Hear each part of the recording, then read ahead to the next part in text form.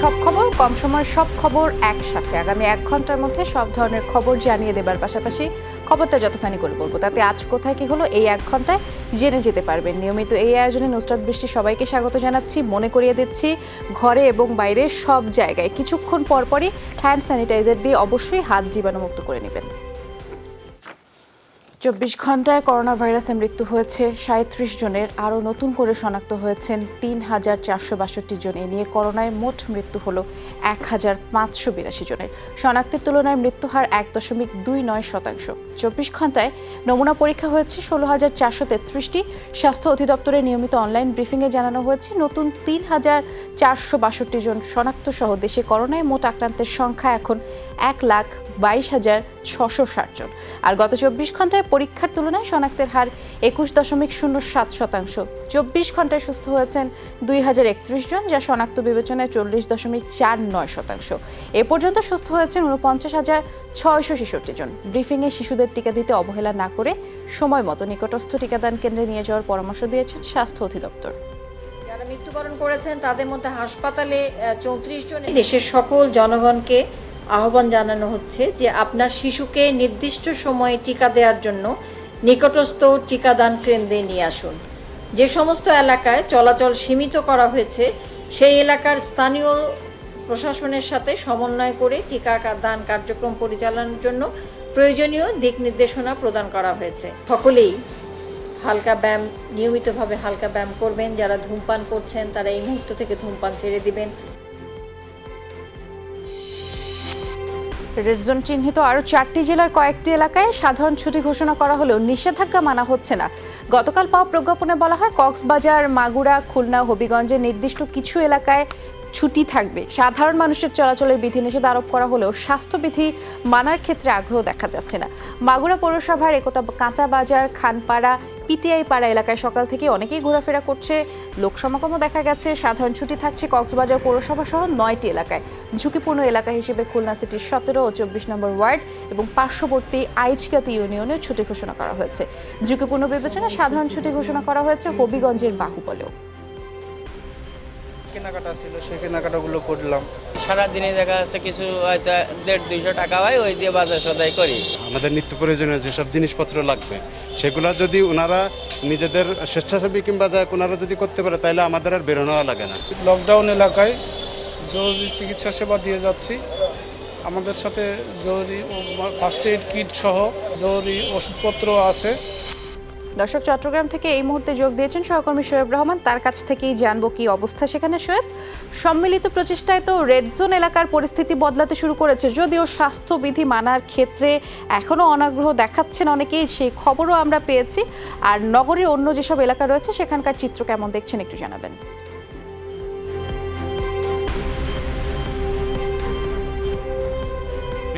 আপনি জানেন চট্টগ্রামে 10টি এলাকাকে রেড জোন ঘোষণা করা হয়েছে এবং তার মধ্যে একটি ওয়ার্ডকে আসলে লকডাউনের আওতায় নিয়ে আসা হয়েছে, বাকিগুলোকে কিন্তু এখনো লকডাউন ঘোষণা করা হয়নি।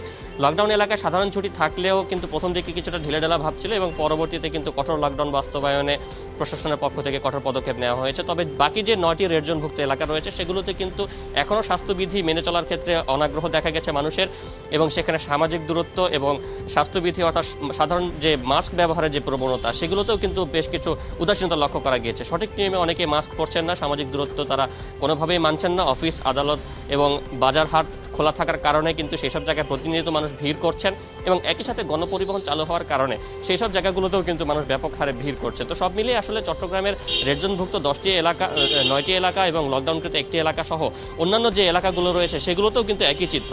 সড়কে প্রতিনিয়ত মানুষের চাপ বাড়ছে এবং একই সাথে সামাজিক দূরত্ব এবং স্বাস্থ্যবিধি মেনে চলার ক্ষেত্রেও মানুষের উদাসীনতা বাড়ছে দিন দিন। ধন্যবাদ শোয়েব, নিরাপদে থাকবেন আপনি। কুষ্টিয়ার খবর জানতে চাই, সেখান থেকে সহকর্মী মাহাতাবউদ্দিন লালন যোগ দিয়েছেন আমাদের সাথে। লালন, চট্টগ্রামের খবর শুনছিলেন, কুষ্টিয়ার খবর জানতে চাই। বিশেষ করে গতকালও তো মার্কেট, দোকানপাট খোলা ছিল, আর কুষ্টিয়ায় কি জনসাধারণ যারা রয়েছেন তারা স্বাস্থ্যবিধি মানছেন কিনা একটু জানাবেন। আজকের পরিস্থিতি কেমন দেখছেন, নিষেধাজ্ঞা মানার প্রবণতা কতটুকু?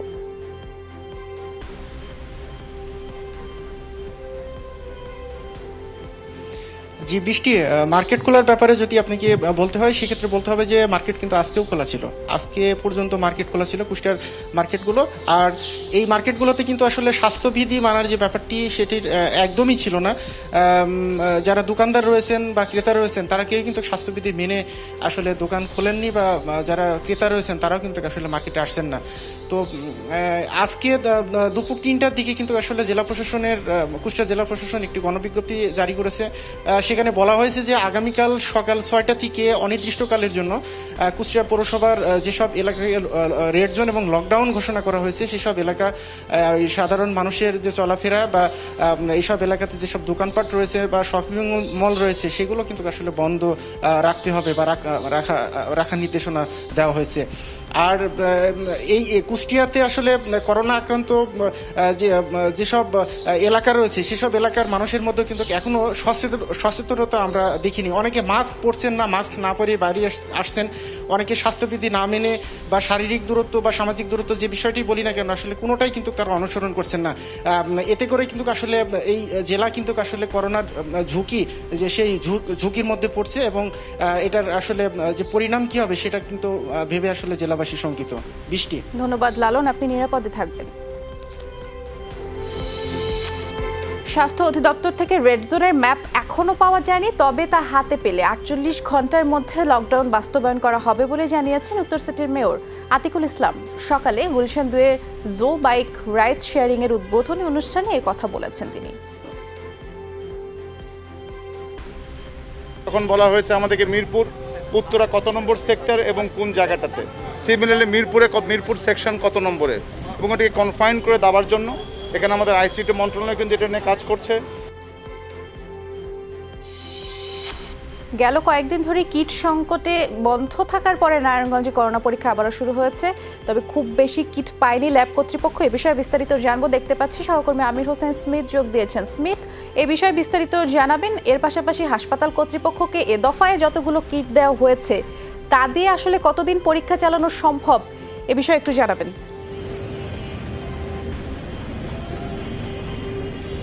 বৃষ্টি, আপনি ঠিকই বলেছেন যে 5 দিন বন্ধ থাকার পরে খানপুর হাসপাতালে কিন্তু পিসিআর ল্যাবে আবার নতুন করে করোনা টেস্ট শুরু হয়েছে। তবে যেই সংখ্যক কিট সরবরাহ করা হয়েছে সেটি খুবই অপ্রতুল। আপনি জানেন যে করোনার হটস্পট নারায়ণগঞ্জে এখন পর্যন্ত প্রায় 5,500-এর বেশি রোগী কিন্তু শনাক্ত হয়েছেন, এবং 107 জনের মতো রোগী কিন্তু ইতিমধ্যে মারা গিয়েছেন। সেই জায়গায় কিট সংকটের কারণে ল্যাব বন্ধ থাকার কারণে কিন্তু অনেক মানুষের ভোগান্তি হয়েছে। তবে আসার কথা হচ্ছে গতকাল থেকেই তারা নমুনা সংগ্রহ করেছেন, এবং গতকাল হাসপাতালের যে তত্ত্বাবধায়ক গৌতম রায় জানিয়েছেন গতকাল যারা যে নমুনা সংগ্রহ করেছে সেখানে আরও নতুন করে 35 জন কিন্তু আক্রান্ত হয়ে শনাক্ত হয়েছেন। এই অবস্থায় তারা 1900 অর্থাৎ 1920টি কিট পেয়েছেন। সেই 1920 কিট দিয়ে তারা সর্বোচ্চ 1 সপ্তাহের মতো পরীক্ষা চালাতে পারবেন বলে আশা করছেন তারা। তার মানে এই 1 সপ্তাহ পরে তো আবারও সেই সংকট দেখার একটা থেকেই যায় সম্ভাবনা। অনেক ধন্যবাদ আমাদের সাথে যোগ দিয়ে বিস্তারিত জানানোর জন্য স্মিথ। ফেনীতে প্রায় 1 সপ্তাহ ধরে বন্ধ করোনা নমুনা সংগ্রহ। ভাইরাস ট্রান্সপোর্ট মিডিয়া বা ভিটিএম কিট না থাকায় সন্দেহভাজনদের নমুনা নিতে পারছে না স্বাস্থ্য বিভাগ। এতে করে করোনা সংক্রমণের ঝুঁকি বাড়ছে। কবে নাগাদ নমুনা সংগ্রহ শুরু হবে তাও নিশ্চিত করে বলতে পারছে না সংশ্লিষ্টরা। এমন পরিস্থিতিতে যাদের করোনা উপসর্গ রয়েছে তাদের ঘর থেকে বের না হওয়ার পরামর্শ জেলা প্রশাসকের। ফেনী থেকে করোনার নমুনা সংগ্রহ করে পরীক্ষার জন্য পাঠানো হয় নোয়াখালী আব্দুল মালেক উকিল মেডিকেল কলেজে। এদিকে হাসপাতালে অক্সিজেন সিলিন্ডারের সংকটও রয়েছে প্রকট। অক্সিজেনের অভাবে রোগী মৃত্যুর অভিযোগও আছে। শ্বাসকষ্ট ছিল, আসলে কি ওনার করোনা হইলো না হইলো, যেহেতু আমরা টেস্টও করি নাই, এটা আসলে আমাদের পক্ষে এই মুহূর্তে বলা খুবই দুষ্কর ব্যাপার। গত 7 দিন যাবৎ বসে রয়েছি আমরা, করোনা টেস্ট করবে বলি, করোনা টেস্টের এখন কিট নেই। বাজারে যাচ্ছে, তারা ব্যবসা প্রতিষ্ঠানে যাচ্ছে, অথবা যেখানে সে চাকরি করে চাকরি কর্মক্ষেত্রে যাচ্ছে, তার দ্বারা আমাদের সমাজে যথেষ্ট পরিমাণে একটা করোনা ভাইরাসটা ছড়ানোর একটা প্রভাব পড়তেছে। ইমার্জেন্সিভাবে কোনো রুগী মানে একেবারে মারা যাচ্ছে, মারা গেছে, কিন্তু অক্সিজেনটা সে পাচ্ছে না। সেটা পাইতেছে না রুগী বসবাসে অক্সিজেন নাই বলে আমরা কোথায় যাব? প্রাইভেট ক্লিনিকে রুগী ভর্তি নিচ্ছে না। আমাদের যে বিটিএম পাচ্ছি না এই বিষয়ে আমাদের সংশ্লিষ্ট স্বাস্থ্য অধিদপ্তরে আমরা লিখেছি, এবং ওনারা আমাদেরকে বলেছেন যে খুব শীঘ্রই এই কিট ওনারা সরবরাহ করবেন, সুনির্দিষ্টভাবে বলা যাচ্ছে না। যতদিন পর্যন্ত আমরা এই লোকগুলোর স্যাম্পল কালেকশনের রিপোর্ট না পাবো ততদিন পর্যন্ত তারা যেন বাড়িতে থাকেন, এবং তারা যাতে কোয়ারেন্টাইন মেনটেন করেন, এবং তারা যদি খুব সমস্যা ফিল করেন তাহলে মানে আমাদের হাসপাতালে সকল ব্যবস্থা আমরা করেছি। কেউ প্রতিষ্ঠান বন্ধ করে চলে গেছেন গ্রামের বাড়ি, কেউ বন্ধের চিন্তা করছেন। মাসের পর মাস বাকি পড়েছে বাড়ি ভাড়া, শিক্ষক কর্মচারীর বেতন ভাতা। করোনা সংকটের চরম দুরবস্থায় প্রায় 40,000 কিন্ডারগার্টেন, সাথে রয়েছে 6 লাখ শিক্ষক। প্রতিষ্ঠানগুলো বাঁচাতে সরকারি সহযোগিতা চেয়েছেন সংশ্লিষ্টরা। সংকটে দেশের প্রায় 40,000 প্রতিষ্ঠানের 6 লাখ শিক্ষকের অনেকেই পেশা বদলে ফেলেছেন বলেও জানিয়েছেন অ্যাসোসিয়েশনের নেতারা। বলছেন প্রণোদনা ছাড়া এসব প্রতিষ্ঠান টেকানো কঠিন, আর এই ব্যাপারে চিন্তাভাবনা চলছে বলে জানিয়েছেন প্রতিমন্ত্রী। ধুলোর আস্তরণ সরিয়ে আবারও শিক্ষার্থী মুখর হবে ক্লাসরুম, সেই সুদিনের অপেক্ষায় আছেন শিক্ষক শিক্ষার্থীরা। আমাদেরও চলতেছে না, এই নানান চিন্তা ভাবনা করে আমরা আপাতত এটারে বন্ধ রাখতে বাধ্য হইতেছি। চিন্তা করতেছি যে 6 মাস যদি পড়ে থাকে তাহলে আমি ভাড়া, শিক্ষকদের বেতন এগুলো কিভাবে আমি বহন করবো, যার ফলে বাধ্য হয়েছি আর কি এই পদ বেছে নিতে। শিক্ষকদেরকেও বেতন দিতে পারতেছি না, অন্য দিক দিয়ে শিক্ষক স্কুলের বিদ্যালয়ের ভাড়াও পরিশোধ করা সম্ভব হচ্ছে না। এতে করে বিদ্যালয়গুলো এখন বন্ধ হওয়ার উপক্রম। এতে করোনা যদি আরো অনেক দিন থাকে তাহলে তো স্কুল চালাইতে পারবো না। প্রত্যেকটা প্রতিষ্ঠানে যে টিচার, যে ব্যয়, ঠিক আছে, বাড়ি ভাড়া ইত্যাদি ইত্যাদি সব কিছু মিলিয়ে হিমশিম খাচ্ছে প্রত্যেকটা। যেহেতু ওরা বেতন দিচ্ছে না এবং আমরাও নিতে পারি না, দেয় না, আসে না। 3 মাস ধরুন আমাদের বেতন, ঘর ভাড়া বকে হয়ে গেছে, তাছাড়া প্রাইভেট তো সব বন্ধ। এই বন্ধটা আরও দীর্ঘায়িত হয় তাহলে দেশের 70% স্কুল বন্ধ হয়ে যাবে। মাননীয় প্রধানমন্ত্রী আমাদের দিকে যদি সহযোগিতার হাত বাড়িয়ে দেন তাহলে এখনো সময় আছে যে শিক্ষা প্রতিষ্ঠানগুলো টিকে থাকবে। এই বিষয়ে আমার ঊর্ধ্বতন যারা আছেন, নেতৃবৃন্দ আছেন, আমার মাননীয় প্রধানমন্ত্রী আছেন, সরকারের উচ্চ পর্যায়ের ব্যক্তিবর্গ আছেন, আমি তাদের সাথে কথা বলবো এই বিষয়টি তুলে ধরার জন্য আমি চেষ্টা করবো আর কি। করোনার এই কঠিন সময়ে বায়োটেকনোলজিস্টদের কাজে লাগাচ্ছে না সরকার, এমনকি যারা স্বেচ্ছাসেবক হিসেবে কাজ করছেন তাদেরও কোনো আর্থিক প্রণোদনা বা আইসোলেশনের ব্যবস্থা নেই। সম্প্রতি RT-PCR ল্যাবের জন্য লোক নিয়োগ হলেও বায়োটেকনোলজিস্ট এবং জেনেটিক ইঞ্জিনিয়ারিংয়ের কাউকেই নেওয়া হয়নি। আর এসব নিয়ে হতাশ বায়োটেকনোলজির শিক্ষক শিক্ষার্থীরা। বিশেষজ্ঞরা বলছেন দক্ষ মেধাবীদের কাজে না লাগানোটা রাষ্ট্রের ক্ষতি। মানব সম্পদের এমন অপচয় বন্ধের তাগিদ তাদের। আমি কোভিড-19 ডিটেকশনের 7টি ল্যাবে ডাক্তার এবং মেডিকেল টেকনিশিয়ানদেরকে রিয়েল টাইম PCR এবং বায়োসেফটি রুলস ও রেগুলেশনে ট্রেনিং দিয়ে এসেছি। বর্তমানে আমি একজন কোভিড পজিটিভ রোগী হয়ে বাসায় অবস্থান করছি। ভলান্টিয়ার হিসেবে কাজ করেছি, যেখানে আমাদেরকে কোনো স্বীকৃতি দেওয়া হয় নাই এবং আমাদের কোনো স্বাস্থ্যের বীমা অথবা কোনো আইসোলেশনের কোনো সুযোগও ছিল। গ্র্যাজুয়েট পার্সনরা যারা ভলান্টিয়ারিং হিসেবে কাজ করতেছেন, যারা তাদেরকে আসলে নিয়োগের কোনো সুযোগই দেওয়া হচ্ছে না। 3-4 দিনের ট্রেনিং দিয়ে কোভিড-19 মতো মহামারী মোকাবেলা করা যুক্তিসঙ্গত না। দেশের এই দুঃসময়ে যথোপযুক্ত জায়গায় বায়োটেকনোলজিস্টদের নিয়োগ প্রদান করা হলে সফলভাবে কোভিড-19 মোকাবেলা করা সম্ভব হবে বলে আমরা বিশ্বাস করি। এটা কোনো দাবি না, এটা অধিকার না, এটা দেশের জন্য প্রয়োজন। কোনো নিয়োগে বায়োটেকনোলজিস্টদের কথা উল্লেখ নেই, এমনকি যেসব স্বেচ্ছাসেবকরা ইতিমধ্যেই চাকরি পেয়েছেন বিভিন্ন মেডিকেল কলেজে, তাদের ক্ষেত্রেও বায়োটেকনোলজিস্টদেরকে নিয়োগ দেওয়া হয়নি। আমরা বায়োটেকনোলজিস্টদের মূল্যায়ন চাই, আমরা বায়োটেকনোলজিস্টদের যোগ্যতার যথার্থ স্বীকৃতি চাই। করোনা ভাইরাসে 24 ঘন্টায় আবারও 5,500 মৃত্যু দেখল বিশ্ব। নতুন শনাক্ত 1,07,000, সব মিলিয়ে 4,80,000 ছাড়ালো প্রাণহানি। আক্রান্ত 93,70,000 মানুষ। মাঝে নেমে এসেছিল দৈনিক মৃত্যু হার। মঙ্গলবার সর্বোচ্চ 1,400 মানুষের মৃত্যু দেখল ব্রাজিল। মোট প্রাণহানি প্রায় 53,000, আক্রান্ত 11.5 লাখের বেশি। 900-র মতো মৃত্যুতে যুক্তরাষ্ট্রের প্রাণহানি 1,23,000-এর বেশি। সংক্রমণ 24 লাখ ছাড়িয়েছে। মেক্সিকোয় 8 শতাধিক মৃত্যুতে 23,000 ছাড়ালো প্রাণহানি। ইউরোপের কিছুটা নিয়ন্ত্রণে রয়েছে পরিস্থিতি। করোনা ভাইরাসের প্রতিষেধকে হিউম্যান ট্রায়াল শুরু করল অক্সফোর্ড বিশ্ববিদ্যালয়। প্রথম পর্যায়ে ব্রাজিলের 3,000 মানুষের দেহে হচ্ছে পরীক্ষামূলক প্রয়োগ। ব্রিটেনের পরে প্রথম দেশ হিসেবে ব্রাজিলে হচ্ছে অক্সফোর্ডের এই ভ্যাকসিনটির পরীক্ষা। আর বেছে নেওয়া হয়েছে সাও পাওলো এবং রিও ডি জেনেরিও শহর। বলা হচ্ছে মহামারী নিয়ন্ত্রণে এটাই এ পর্যন্ত সবচেয়ে কার্যকর টিকা। ডোজ ভেদে সাধারণের নাগালের মধ্যেই থাকবে দাম। আর সব ঠিক থাকলে চলতি বছরই ভ্যাকসিনটি বাজারে ছাড়বে অ্যাস্ট্রাজেনেকা ফার্মাসিউটিক্যালস। জমির দাম 14.5 কোটি টাকা, আর সেই জমিতে বালু ফেলেছে 142 কোটি টাকার। এ যেন বাঁশের চেয়ে কঞ্চি বড়, সেই প্রবাদটাকেও হার মানিয়েছে। অবিশ্বাস্য এই খরচ দেখিয়ে কোম্পানি থেকে 2 দফায় 200 কোটি টাকা হাতিয়ে নিয়েছে ফার ইস্ট ইসলামী লাইফ ইন্স্যুরেন্সের পরিচালনা পর্ষদ। টাকা হাতিয়ে নিতে কয়েক দফায় বোর্ড সভার বিবরণী জালিয়াতির প্রমাণও মিলেছে যমুনার অনুসন্ধানে। মজার ব্যাপার হচ্ছে, ফার ইস্ট এমপ্লয়িজ কোঅপারেটিভের কাছে ফার ইস্ট লাইফ ইন্স্যুরেন্সের জমির কেনা দলিলে ক্রেতা ও বিক্রেতা হিসেবে নাম রয়েছে ব্যবস্থাপনা পরিচালক হেমায়েতুল্লাহর। জমি না এটা কি কোনো পতিত নদী না এটা কি একটি পুকুর? এখানে 142 কোটি টাকার বালু, এটা একটু অসামঞ্জস্য। জমি বরাটে ছিল, ফরেস্ট কোনো বরাট টরাট করেনি। জমি কিনে তাই সেখানে লোন দেওয়া, এটা বীমা কোম্পানির কাজ না। উদ্বেগের বিষয় হচ্ছে যে এটি এমন বড় ধরনের জালিয়াতি, সাগর চুরি, এটাকে পুকুর চুরি বললে কম বলা হবে। কোনো ফাইন্যান্সিয়াল স্টেটমেন্ট যদি আপনি একবার পাবলিকের কাছে দিয়ে দেন বা আমাদের মতো কোনো রেগুলেটরের কাছে দিয়ে দেন, সেটা কখনো আর পরিবর্তন করার কোনো সুযোগ নেই। গাইডলাইন করে দিয়েছি যে তোমার এই পেপারসগুলো দিতে হবে, একটা আপনার লিস্ট অফ পেপারস আমরা করে দিয়েছি। হজে যেতে নিবন্ধিত মুসল্লিরা 12 জুলাই থেকে টাকা ফেরত পাবেন। দুপুরে অনলাইনে ধর্ম মন্ত্রণালয় ও হাব সহ হজ সংশ্লিষ্টদের সাথে বৈঠক শেষে তথ্য জানিয়েছেন ধর্মসচিব মোহাম্মদ নুরুল ইসলাম। এ সময় ধর্মসচিব জানান, কেউ টাকা ফেরত নিলে নিবন্ধন ও প্রাক নিবন্ধন বাতিল হবে। বলেছেন, সোনালী ব্যাংক থেকে সরকারি ব্যবস্থাপনায় হজ যাত্রীদের অ্যাকাউন্টে সরাসরি টাকা পাঠানো হবে। আর বেসরকারি হজ যাত্রীরা চাইলে ব্যাংক অথবা এজেন্সি যে কারো কাছ থেকে টাকা নিতে পারবেন। এ সময় হাবের সভাপতি জানিয়েছেন, নিবন্ধনের টাকা ফেরত পেতে হলে মুসল্লিদের অনলাইনে আবেদন করতে হবে।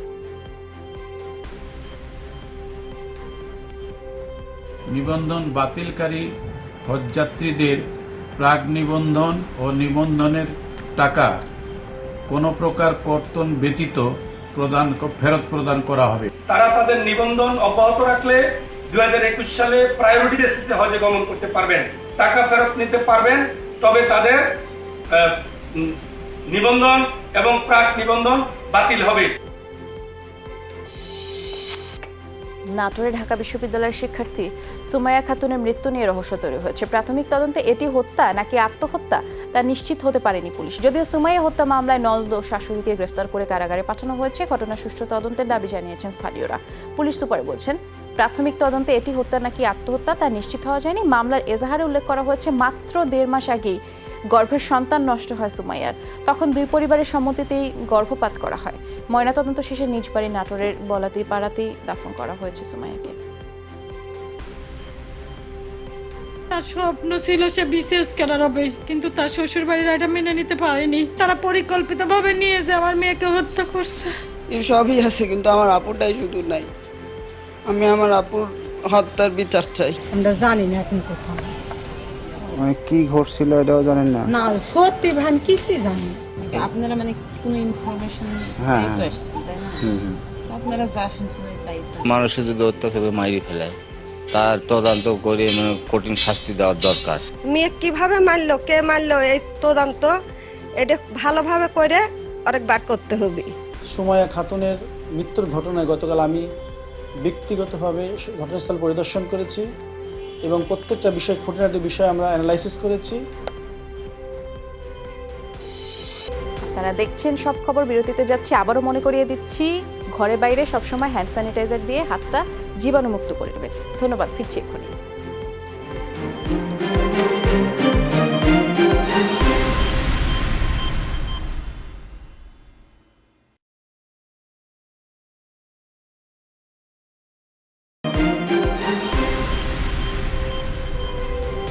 আমন্ত্রণ, আপনারা দেখছেন সব খবর। জ্বর এবং শ্বাসকষ্টে 3 জেলায় 5 জন মারা গেছেন। রাজশাহী মেডিকেলের আইসিইউতে মারা গেছেন 60 বছর বয়সী এক বৃদ্ধ। হাসপাতাল কর্তৃপক্ষ জানিয়েছে, কয়েকদিন ধরে শারীরিক নানা জটিলতায় ভুগছিলেন তিনি। অবস্থার অবনতি হলে হাসপাতালে ভর্তি হন, সেখানেই মারা যান। একই উপসর্গে মারা গেছেন 41 বছর বয়সী এক নারী। এছাড়াও খুলনায় 2 জন, দিনাজপুরে জ্বর এবং শ্বাসকষ্টে মারা গেছেন আরও একজন। মৃতদের নমুনা সংগ্রহ করে করোনা পরীক্ষার জন্য পাঠানো হয়েছে।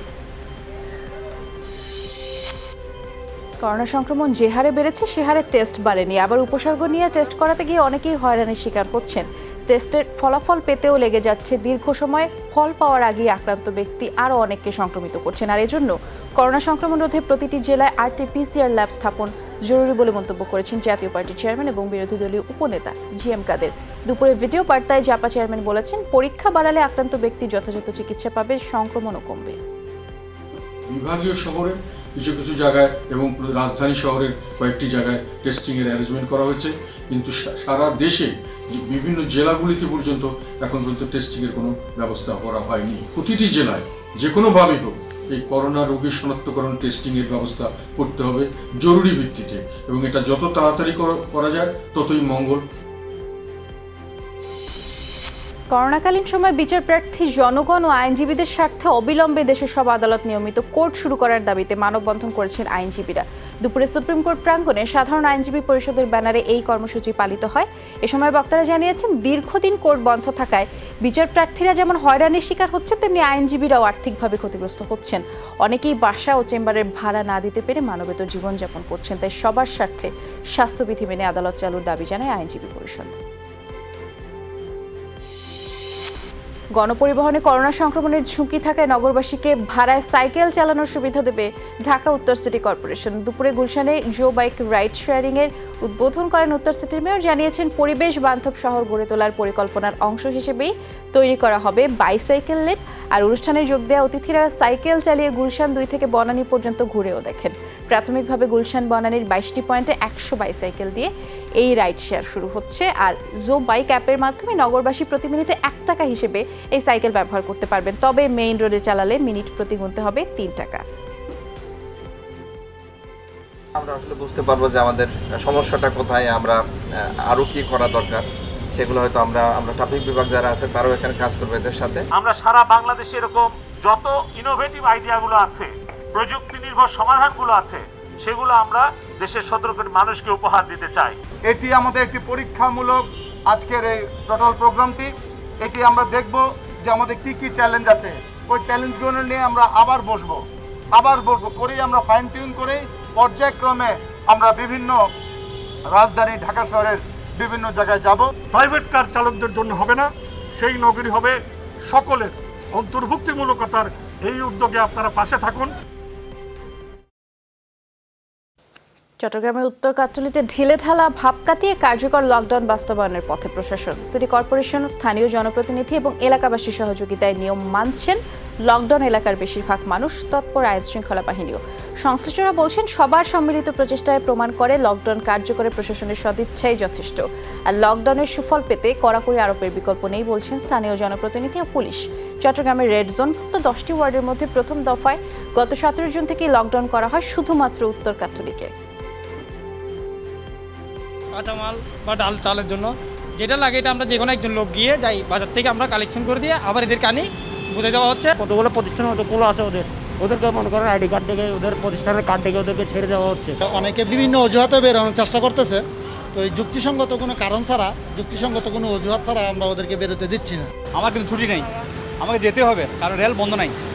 আমি সকালে হাঁটি আসি, 3 মাস হাঁটি এসে আসতে হয়, আবার 3 মাস হেঁটে যেতে হয়, কোনো গাড়ি ঘোড়া নাই। আমার শ্বশুর বাড়ি এখানে, তো আসলাম কিছু খাবার দিবে আমাদেরকে, দেখা সাক্ষাৎ করে যাবো। তো ওনারা বলছে লকডাউন থাকাতে ভিতরে ঢুকতে দিচ্ছে না। খুব দ্রুত লকডাউনটা ঘোষণা হয়েছে, যার ফলে আমাদের প্রস্তুতি নিতে একটু সময় লেগেছে।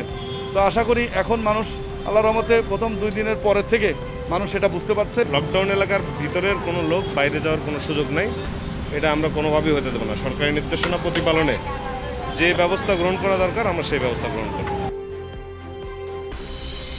করোনা শনাক্ত বাড়লেও হটস্পট কিশোরগঞ্জের জোন বিভক্তি কার্যকর হয়নি, এতে আতঙ্ক কাটছে না জনমনে। স্বাস্থ্য বিভাগ বলছে, ম্যাপিং এর কাজ এরই মধ্যে শেষ হয়েছে। ঊর্ধ্বতন কর্তৃপক্ষের নির্দেশনা পাওয়া মাত্রই তা বাস্তবায়ন করা হবে।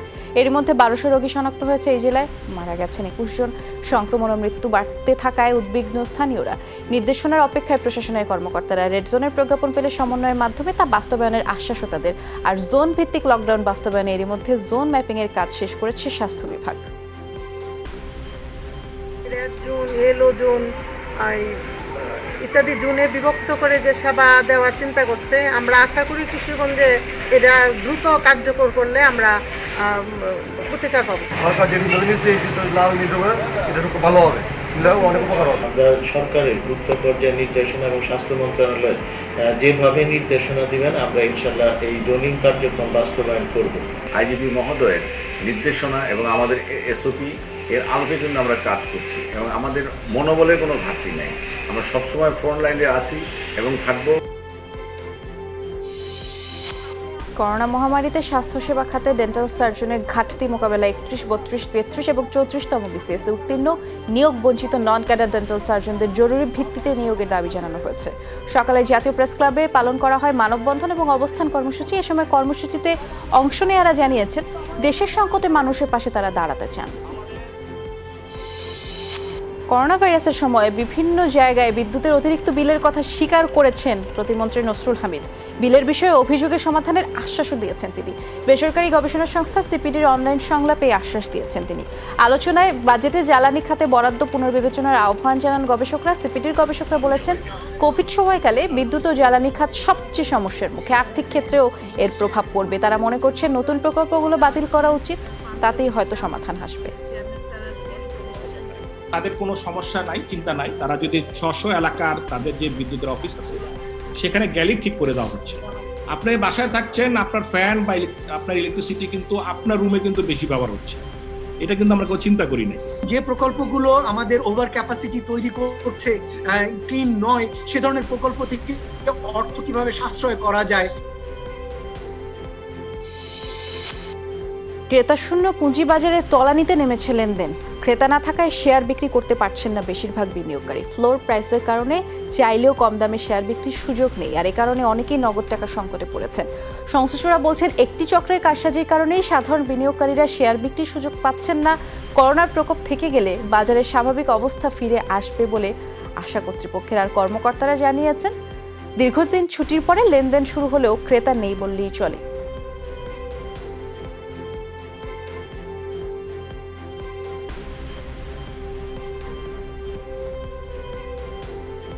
কিছু শেয়ার আছে পোর্টফোলিওতে, বিক্রি করে কিছু টাকা পয়সা পাইলে সংসার চালাইতে পারি। বিক্রি করে জন্য আসলাম, কিন্তু বায়ার নাই, সেলার নাই, কিছুই নেই। আমি আজকে নিঃস্ব হয়ে গেছি, আমার সংসার চালাবে কে?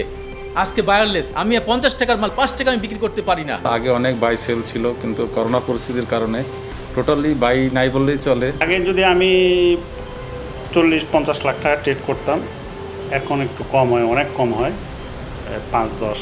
বড় বড় কোম্পানিগুলো বড় কোয়ান্টিটি শেয়ার সেল দিয়ে রাখে, এটা এসএসসি বা ইয়ারা একটু কোয়ার করলে পারে। এই বড় একটা অর্ডার যদি সামনে পড়ে, পিছনে সাধারণ ক্লায়েন্টের কোনো শেয়ার বিক্রি হয় না। এই জিনিসটা যদি একটু মনিটরিং করতো, যে শেয়ারের ইচ্ছা করলে আমি একবারে একটা অর্ডার এত বেশি দিতে পারবো না আপাততর জন্য, তাইলে কিছু ট্রানজ্যাকশন বাড়তো। অনেক ক্লায়েন্ট শেয়ার বিক্রি করতে পারে না, যার জন্য কোনো কিছু করতে পারে না। টেকনাফে পুলিশের সাথে কথিত বন্দুকযুদ্ধে ইমাম হোসেন নামে এক যুবকের মৃত্যু হয়েছে ভোরে। টেকনাফের নীলা রঙিনখালী 3 রাস্তার মাথায় ঘটনা ঘটেছে। পুলিশের ভাষ্য, মাদক পাচারের খবর পেয়ে সড়কে চেকপোস্ট বসায় একটি সিএনজি ট্যাক্সিকে থামার সংকেত দিলে তাদের লক্ষ্য করে গুলি ছোড়ে মাদক কারবারিরা এবং দুপক্ষের গোলাগুলিতেই ইমাম আহত হয়। হাসপাতালে নেয়ার পরে চিকিৎসক তাকে মৃত ঘোষণা করেন।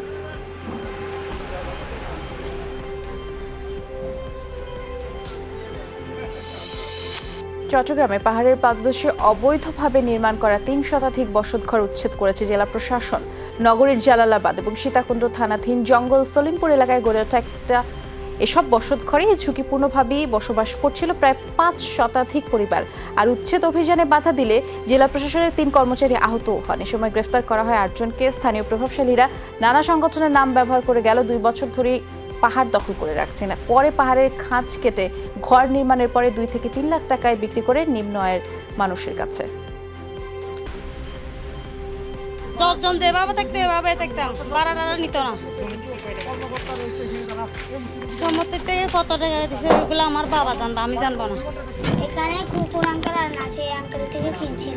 এখানে গরিব মানুষরা ঘর পাইছে, এখানে আল্লাহর রাস্তায় ওই হিসাবে আছে। আর কেউ আছে গার্মেন্টসের চাকরি করে নিজে একটা ঘর করে এখানে রয়েছে। ভাড়া ঘরে থাকা তো সম্ভব না। যার কিছু টুকটাক টাকা টুকা আছে, দিয়ে জায়গা নিয়েছে, থাকতেছে। এর ভিতরে মনে করেন যে উপায়ন্তর না পায়ে থাকতেছে আর কি। সমতলের যে জায়গাটি, সেখানে অনেকে, এখানে কয়েকজনের ইন্ধনে এই কাজটি ঘটেছে। ইতিমধ্যে তারা গ্রেপ্তারও হয়েছে। আমাদের একজন সহায়ক স্টাফ, 2 জন স্টাফ, তারা কিন্তু ইনজুর হয়েছে।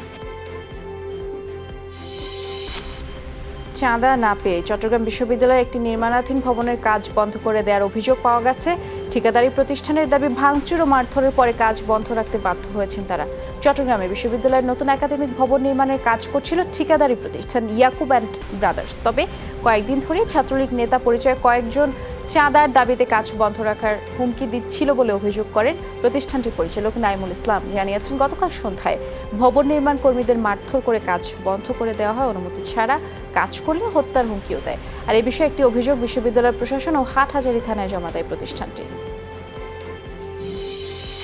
কুমিল্লা সিটি কর্পোরেশনের সংরক্ষিত আসনের এক কাউন্সিলরের বাড়িতে হামলার অভিযোগ উঠেছে। সকালে নানুয়াদিঘির নিজ বাড়িতে সম্মেলনে ওই অভিযোগ করেন 10, 11 এবং 12 নম্বর ওয়ার্ডের কাউন্সিলর রুমা আক্তার। তিনি জানিয়েছেন, গেল 22 জুন রাতে 3 যুবক তার বাড়িতে ইট পাটকেল নিক্ষেপ করে। সময় তার দেবর মহানগর স্বেচ্ছাসেবক দলের সাধারণ সম্পাদক রাকিবকে হত্যার হুমকিও দেয় ওই যুবকরা। এই ঘটনায় কোতোয়ালি থানায় মামলা করা হয়েছে। জুয়ারির তথ্য গোপন করার অপরাধে নিষেধাজ্ঞা 5 থেকে 10 বছরের হতে পারত বলে মনে করেন সাকিব আল হাসান। 2 বছরের নিষেধাজ্ঞায় থাকা সাকিব কথা বলেছেন জনপ্রিয় ধারাভাষ্যকার হর্ষা ভোগলের অনলাইন অনুষ্ঠানে। সময় সাকিব তার 3 ব্যাট করে সাফল্য পাওয়া এবং বাংলাদেশের ক্রিকেটে সেরা 3টি সাফল্য আর মুহূর্তের বর্ণনাও দেন। When I met the anti-corruption guy and I told them, and they knows everything, gave them all the evidence, and they knows in and out what exactly happened. To be honest, that's the only reason I've been banned for a year. Otherwise, I would have banned for like 5 to 10 years. But I think that was a silly mistake I made. North ম্যাসেডোনিয়ায় Greece সীমান্তের কাছে একটি truck থেকে 64 জন বাংলাদেশি অভিবাসী প্রত্যাশীকে উদ্ধার করেছে police. তাদেরকে আটক দেখিয়ে রাখা হয়েছে আশ্রয় কেন্দ্রে। এক বিবৃতিতে নর্থ ম্যাসেডোনিয়ান পুলিশ জানিয়েছে, সোমবার নিয়মিত টহলের সময় তাদের সন্ধান মেলে। ঘটনাস্থলে জিজ্ঞাসাবাদ এবং প্রাথমিক অনুসন্ধানের সময় ট্রাক চালক পালিয়ে যায়। আটককৃতদের ব্যাপারে বিস্তারিত কিছু জানানো না হলেও তাদের গ্রিসে স্থানান্তর করা হতে পারে। বলকান অঞ্চল থেকে মূল ইউরোপে ঢোকার এই অবৈধ পথটি 2015 সালে বন্ধ হয়েছে। তবে গ্রিস সীমান্তে এখনো সক্রিয় পাচারকারী চক্র। করোনা ভাইরাসের প্রাদুর্ভাব শেষ না হওয়া পর্যন্ত ছুটিতে থাকা বিদেশি নাগরিকরা ফিরতে পারবেন না সৌদি আরবে। মঙ্গলবার দেশটির পাসপোর্ট বিষয়ক অধিদপ্তর এই ঘোষণা দিয়েছে।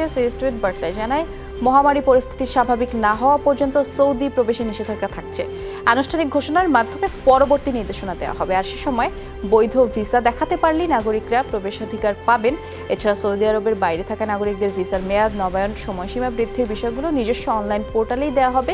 সম্প্রতি সৌদি আরবে স্বাভাবিক হয়েছে অভ্যন্তরীণ বিমান চলাচল, শিগগিরই চালু হওয়ার কথা আন্তর্জাতিক ফ্লাইট, আর সে কারণেই নতুন ঘোষণা এলো।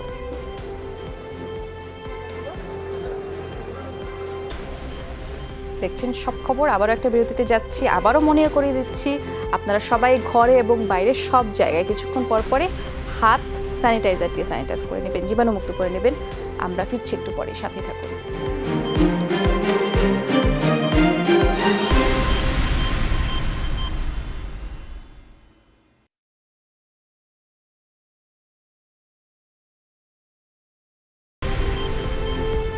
আবারও আমন্ত্রণ, আপনারা দেখছেন সব খবর। 2021 সালে 1050 মেগাওয়াট নবায়নযোগ্য জ্বালানি সোলার থেকে উৎপাদনের লক্ষ্যমাত্রা নিয়ে কাজ করছে সরকার, জানিয়েছেন বিদ্যুৎ, জ্বালানি ও খনিজ সম্পদ মন্ত্রণালয়ের সচিব সুলতান আহমেদ। সকালে 20তম জাতীয় নবায়নযোগ্য শক্তি শীর্ষক সম্মেলনে যোগ দেন তিনি। ঢাকা বিশ্ববিদ্যালয়ের institute of energy green tech foundation আয়োজিত ভার্চুয়াল সম্মেলনে অংশ নেন প্রধানমন্ত্রীর উপদেষ্টা সালমান এফ রহমান। এ সময় তিনি বলেছেন, আরও বেশি নবায়নযোগ্য জ্বালানি উৎপাদন নিশ্চিতে সরকার কাজ করছে।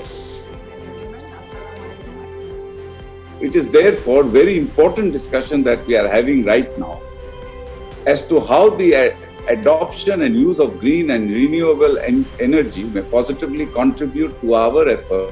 আমাদের লক্ষ্যমাত্রা হলো যে 2021 সালের মধ্যে আমরা 1150 মেগাওয়াট আমরা সোলার থেকে আমরা বিদ্যুৎ উৎপাদন করতে পারবো। আমি এই সাথে একটি কথা বলবো যে আমাদের মূল লক্ষ্য হলো যাতে আমরা নবায়নযোগ্য জ্বালানির মাধ্যমেই বিদ্যুৎ উৎপাদন করে আমরা আমাদের চাহিদা মেটাতে পারি। উপসহকারী কৃষি কর্মকর্তা পদে প্যানেল নিয়োগের দাবিতে বিভিন্ন স্থানে মানববন্ধন হয়েছে। সকালে রংপুর প্রেস ক্লাবের সামনে কর্মসূচিতে অংশ নেয় কয়েকশো নিয়োগ বঞ্চিত প্রার্থী। বক্তারা এই সময় অভিযোগ করেন, উপসহকারী কৃষি কর্মকর্তা পদে নিয়োগের ক্ষেত্রে জেলা কোটা অনুসরণ করা হয়নি। তার উপর মৌখিক পরীক্ষা সহ নিয়োগের বিভিন্ন পর্যায়ে স্বজনপ্রীতি, ঘুষ সহ নানা অনিয়মের আশ্রয় নেওয়া হয়েছে। একই অভিযোগ করা হয় জামালপুর, ফরিদপুর, নাটোর, পাবনা, কুড়িগ্রাম, ঝিনাইদহ সহ বিভিন্ন স্থানে অনুষ্ঠিত মানববন্ধন কর্মসূচি থেকে। পেনশন, গ্র্যাচুইটি সহ অন্যান্য পাওনা পরিশোধের দাবিতে চট্টগ্রামে রাষ্ট্রায়ত্ত general electric manufacturing GEM company ঘেরাও এবং অবস্থান কর্মসূচি পালন করে প্রতিষ্ঠানটির অবসরপ্রাপ্ত 2 শতাধিক শ্রমিক। সকালে পতেঙ্গা এলাকার কর্মসূচি থেকে বক্তারা অভিযোগ করেন, জিইএম কোম্পানি থেকে অবসর গ্রহণের 5 বছর পরও তাদের পেনশন, গ্র্যাচুইটি সহ অন্যান্য পাওনা পরিশোধ করা হয়নি এবং ঈদের পরে পাওনা পরিশোধের আশ্বাস দিলেও কর্তৃপক্ষ কথা রাখেনি বলেও শ্রমিকরা অভিযোগ করেন।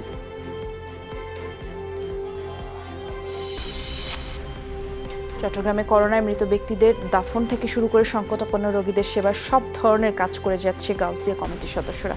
সরকারি সহায়তা পেলে এ সেবার পরিধি আগামীতে আরও বাড়ানোর প্রত্যয় জানিয়েছেন কমিটির কেন্দ্রীয় যুগ্ম মহাসচিব মুসাহিবউদ্দিন মুখতিয়ার। তিনি জানিয়েছেন, করোনা শুরু থেকে এখন পর্যন্ত 2.5 শতাধিক মরদেহ দাফন করেছে কমিটির স্বেচ্ছাসেবক দল। বর্তমানে ঢাকা ও চট্টগ্রামে মুমূর্ষু রোগীদের অক্সিজেন সিলিন্ডার সরবরাহ করা হচ্ছে। দিকে গাউসিয়া কমিটির স্বেচ্ছাসেবকদের সংবর্ধনাও দেওয়া হয়েছে। গতকাল নগরীর আগ্রাবাদ দাইয়াপাড়ায় সংবর্ধনা দেওয়া হয়। সময় মৃত ব্যক্তির দাফন কাজে আত্মনিয়োগকারীদের বীর আখ্যা দিয়েছেন চট্টগ্রাম সিটি কর্পোরেশনের সাবেক ভারপ্রাপ্ত মেয়র জাবেদ নজরুল ইসলাম। উপহার দেন ব্যক্তিগত সুরক্ষা সামগ্রী সহ বিভিন্ন প্রকারের মৌসুমী ফল। কক্সবাজারের অন্তঃসত্ত্বা নারীদের বিনামূল্যে চিকিৎসা সেবা দিয়েছে সেনাবাহিনী। রামু আলহাজ ফজল আম্বিয়া উচ্চ বিদ্যালয় প্রাঙ্গণে দিনব্যাপী চিকিৎসা সেবা দেন 10 পদাতিক ডিভিশনের বিশেষজ্ঞ নারী চিকিৎসক দল। এ সময় তাদের বিনামূল্যে প্রয়োজনীয় ওষুধ দেওয়ার পাশাপাশি উপহার সামগ্রীও দেন সেনা সদস্যরা।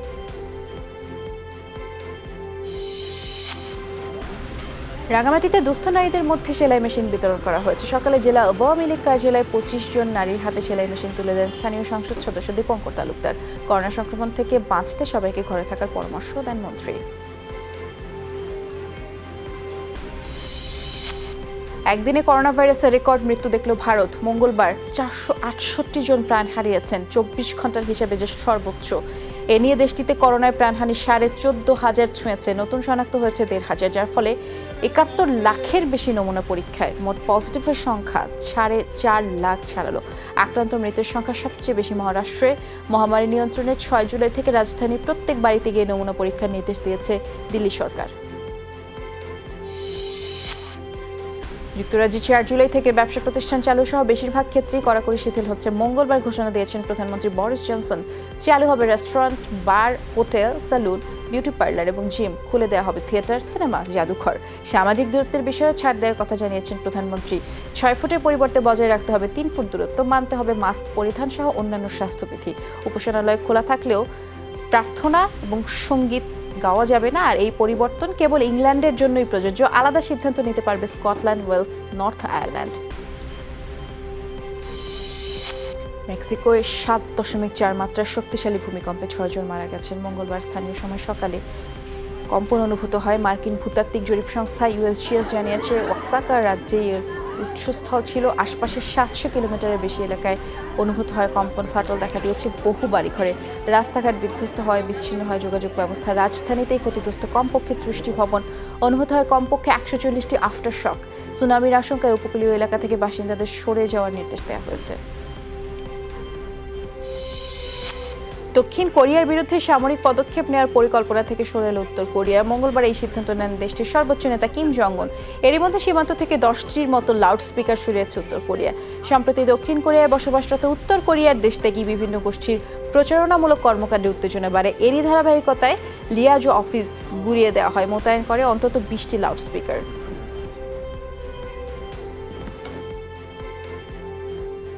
আজকে সব খবরের আয়োজন এ পর্যন্ত ছিল। এছাড়াও যে কোনো সংবাদ সবার আগে জানতে চোখ রাখুন যমুনা টেলিভিশনে। আমাদের website, Facebook page, YouTube channel visit করুন। লগ ইন করুন www.যমুনা.tv, ফেসবুক/যমুনা টেলিভিশন, ইউটিউব/যমুনা টিভি বিডি। যেতে যেতে আবারও মনে করিয়ে দিতে চাই, ঘরে বাইরে যেখানেই থাকুন না কেন অবশ্যই হ্যান্ড স্যানিটাইজার দিয়ে হাত জীবাণুমুক্ত করে থাকবেন। সবাই নিরাপদে থাকবেন। ধন্যবাদ।